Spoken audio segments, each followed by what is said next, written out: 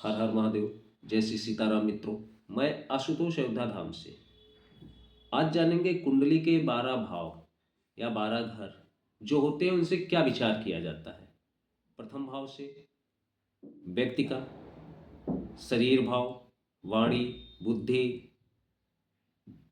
रहन सहन, बोलचाल, व्यवहार। दूसरा भाव धन भाव कहा जाता है।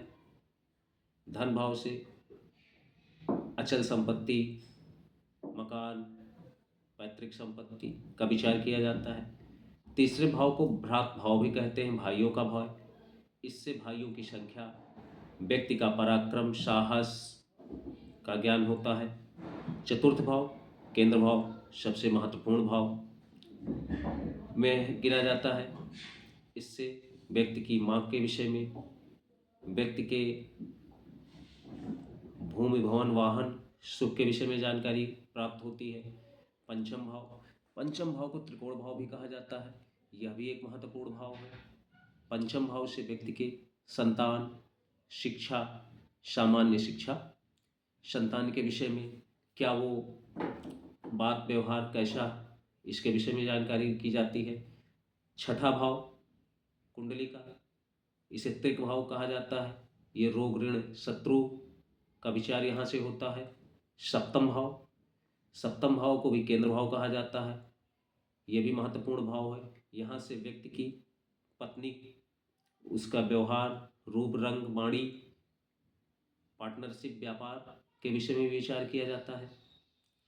अष्टम भाव को वितरिक भाव कहा जाता है। इससे व्यक्ति के आयु का विचार किया जाता है। इस भाव से ससुराल पक्ष, गुप्त विद्याएं, अन्य चीजों का भी विचार किया जाता है। नवम भाव से व्यक्ति के भाग्य भाव का विचार किया जाता है। ये मूल त्रिकोण इसे कहा जाता है। ये भी कुंडली का सबसे महत्वपूर्ण भाव में एक है।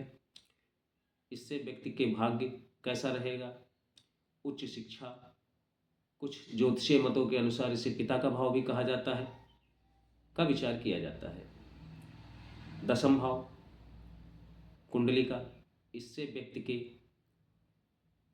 कर्म, वो कैसा कर्म करेगा, उसके आय के स्रोत कैसे होंगे, किस क्षेत्र में वो कर्म करेगा, पिता का भाव भी कहा जाता है ज्योतिषीय मतों के अनुसार। ये सारी चीजें देखी जाती है, क्योंकि कुंडली में भाग्य के साथ कर्म की भी प्रधानता है। ये भी केंद्र भाव है। 11वां भाव एकादश भाव, इस भाव से व्यक्ति की दैनिक आय देखी जाती है कि उसकी आय कैसी रहेगी। छोटे मोटे रोग भी इस भाव से देखे जाते हैं। फिर आता है कुंडली का 12वां भाव, जिसे मोक्ष सबसे महत्वपूर्ण भाव, क्योंकि व्यक्ति जीवन के बाद मोक्ष ही सबसे महत्वपूर्ण है, तो इसे मोक्ष का भाव भी कहा जाता है।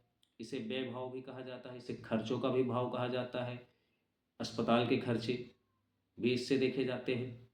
इस भाव से विदेश से व्यापार, विदेश से संबंध, विदेश यात्राएं, अन्य सारी चीज़ें देखी जाती हैं। ये कुंडली के 12 भाव से क्या देखा जाता है, ये एक सामान्य जानकारी।